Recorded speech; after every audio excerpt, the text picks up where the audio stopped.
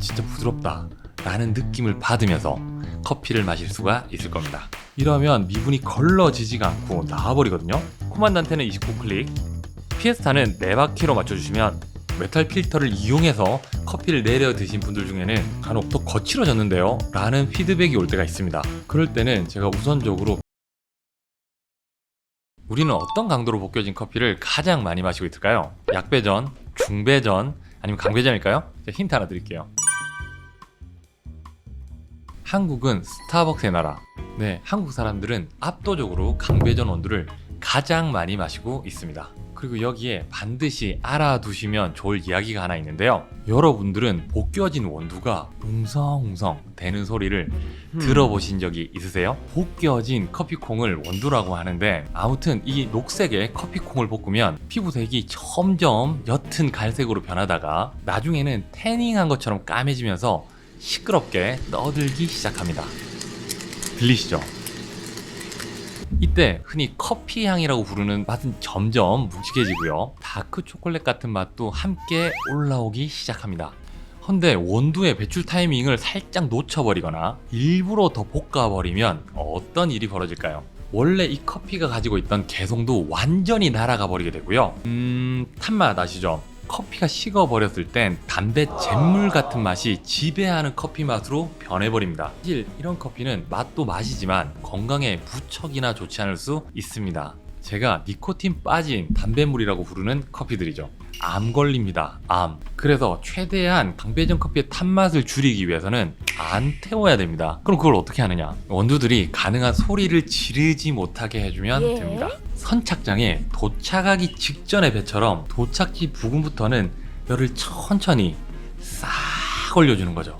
예를 하나 더 들자면 계란 후라이를 너무 뜨거운 불에다 구워버리면 타버리거든요. 근데 약한 불에 천천히 구우면 완전히 익히면서도 안 태울 수가 있습니다. 똑같은 거예요. 이런 방식으로 커피를 볶으면 원두는 서곤서곤 내면서 색깔만 까매집니다.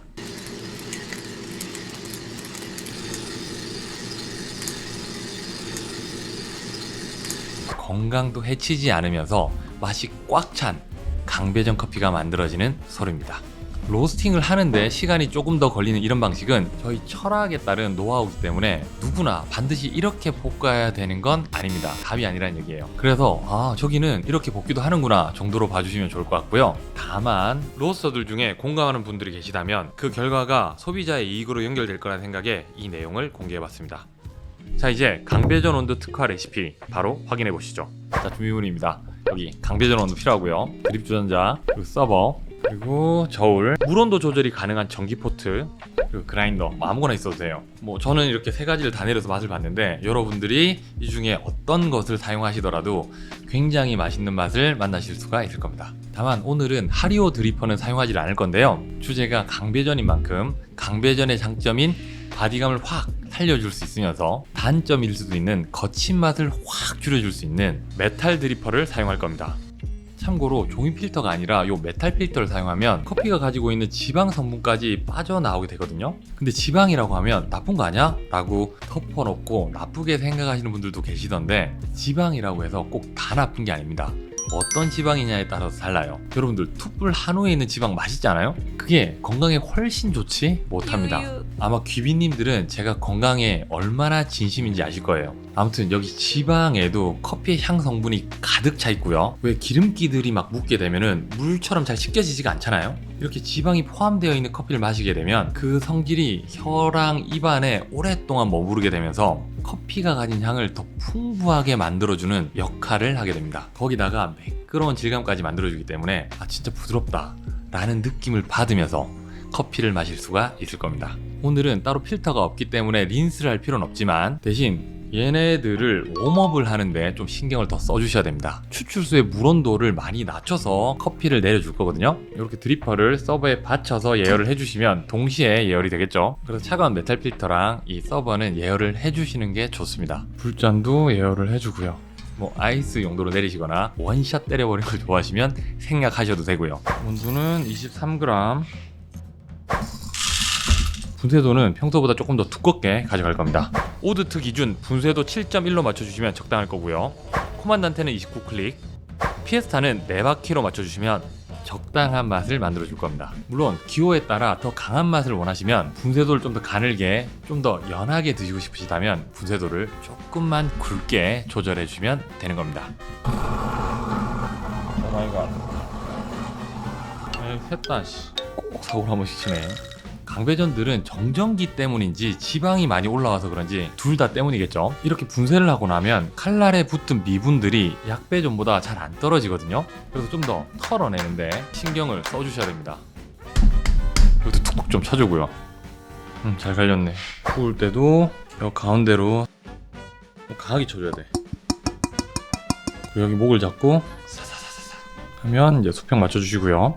물 온도는 쓴맛을 배제하기 위해서 80도까지만 올려줄 거예요. 드립 주전자에 물을 부어주면 물 온도가 조금 더 떨어지긴 하지만 조금 떨어지더라도 그대로 한번 내려보도록 할게요. 약간 높은데? 의자를 바꿔볼까? 아 이건 좀 아닌 것 같은데. 아이씨 이렇게 한번 해보자.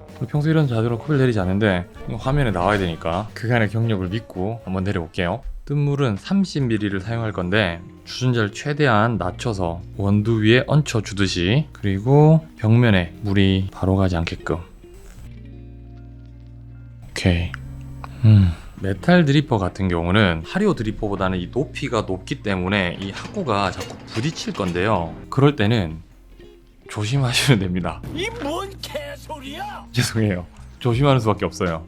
이렇게 강배전을 볶인 커피들은 가스가 유독 많거든요. 그래서 물 온도를 많이 낮췄음에도 불구하고 가스가 훨씬 극적으로 빠질 거예요. 얘네들은 부풀었다가 꺼졌다가 다시 부풀었다가 꺼졌다를 반복을 합니다. 저 같은 경우는 다시 부풀어 오르지 않는 지점을 뜸을 끝내는 포인트로 정하거든요. 보통은 한 40초 전후가 될 거고요. 그리고 40초 만에 120ml의 물을 부어줄 겁니다. 그래서 40, 40 레시피로 외우시면 레시피가 쉽게 기억에 남을 거예요. 40, 40, JB도 40대, 40대를 일컬어서 부록의 나이라고. 멈춰! 물을 부어주는 포인트는 센터를 중심으로 100원짜리 사이즈로 일정하게 부어줍니다. 이렇게요.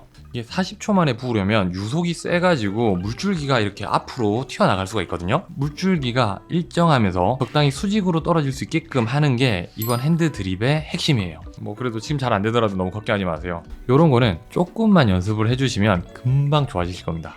하지만 학구 모양이 너무 앞으로 쏘는 녀석을 구해서 드립을 하실 경우에는 아무리 연습을 해도 불가능하실 수가 있으니까 이 점도 참고해 두시고요. 자, 커피가 완성이 됐네요. 따라 버리고 이렇게 커피를 내리게 되면 대략 110에서 115ml까지 추출이 된 걸 확인할 수 있을 겁니다. 맛 한번 봐야죠. 묵직하네요. 커피를 마시니까 떠오르는 단어가 있는데 맛이 연상되는 단어는 아니고요.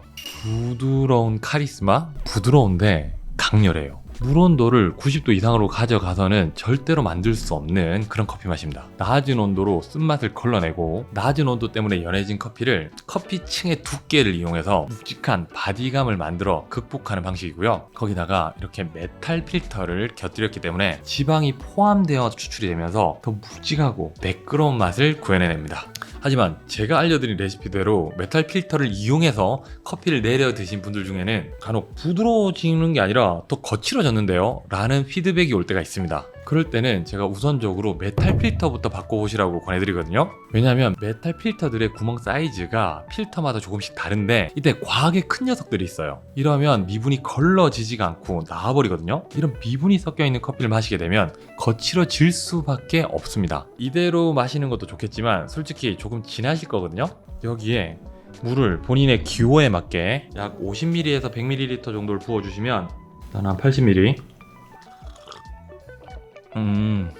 좋은 커피의 맛은 유지한 상태로 농도의 변화만 생긴 커피 맛을 맛보시게 될 겁니다. 물을 부어줘도 커피가 가진 좋은 맛은 그대로라는 거죠. 지금처럼 남아있는 주전자에 있는 물을 사용하시면 적당히 따뜻한 느낌의 커피를 마실 수 있을 거고요. 좀 더 뜨겁게 드시는 걸 선호하시는 분들은 끓인 물을 추가해 주시면 되겠습니다. 나 너무 친절한 것 같은데.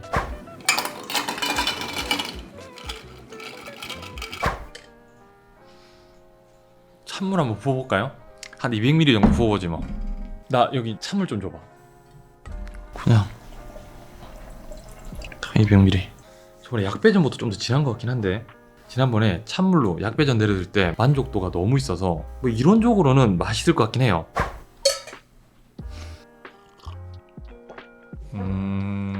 이거는 보리차 같은 느낌이 엄청납니다. 커피 보리차?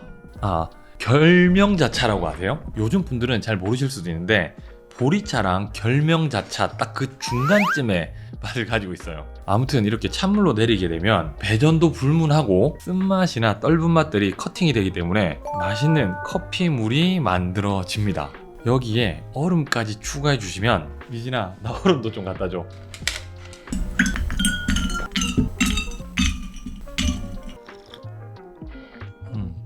홀짝거리면서 마시기 정말 좋을 것 같은데요.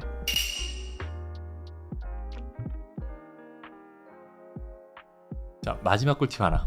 이 강배전 커피는 정말 블렌딩하기 좋은 커피거든요. 본인의 개성이 정말 약해진 상태의 커피예요. 그래서 개성이 살아있는 예가체프 중강배전이나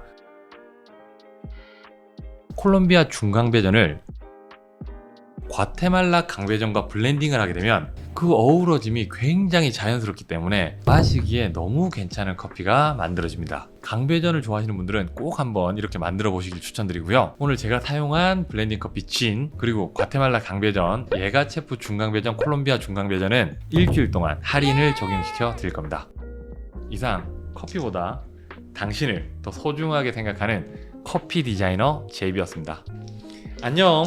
여기서 포인트는 얘네들 다 가져가면 힘들잖아요. 경량화시키고 최소화시키는 건데, 보통 이 저울들이 배터리가 들어가 있기 때문에 기내에 들고 타야 되거든요. 손잡이가 좀 불편하긴 하거든요. 근데 이 촉감이나 감성이 그런 불만들을 압도해버립니다. 여러분들의 여행이나 캠핑을 두 손은 가볍게, 향은 무겁게 만들어줬으면 좋겠네요.